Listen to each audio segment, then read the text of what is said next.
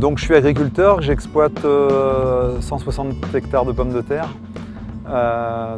de consommation. Je suis parti sur le GPS avec correction RTK parce que je suis passionné par la pomme de terre, j'aime bien le travail bien fait et j'ai surtout une approche économique de la pomme de terre où en calculant bien mes écarts de plantation, je me suis aperçu qu'en 5 ans, je revenais sur mon investissement.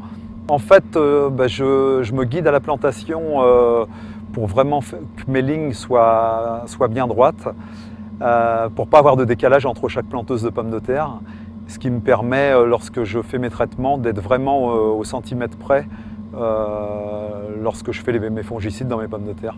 Je considère que je fais 5% d'économie sur ma surface traitée. Le fait d'être guidé en RTK. Ça signifie des économies de gasoil, des économies de temps, une facilité de travail.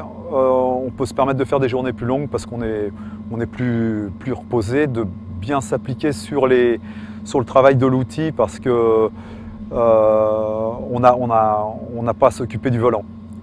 Quelques années après avoir monté le guidage à la plantation, j'ai décidé de le monter sur l'arracheuse de pommes de terre parce que je me suis aperçu qu'un petit coup de volant, une fois toutes les heures, me coupait 150 kg à 200 kg de pommes de terre par jour.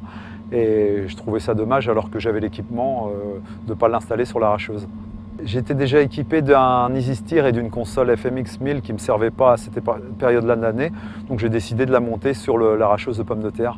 Avec le GPS, le chauffeur est vraiment concentré sur son travail de réglage de la machine et ne pense même plus à tourner le volant puisque la machine se guide toute seule dans les rangs, ce qui permet vraiment de ne pas du tout couper de pommes de terre lorsqu'on les arrache. Moi, je considère que sur la pomme de terre, avec la surface que je fais, en 5 ans, je rentabilise mon investissement.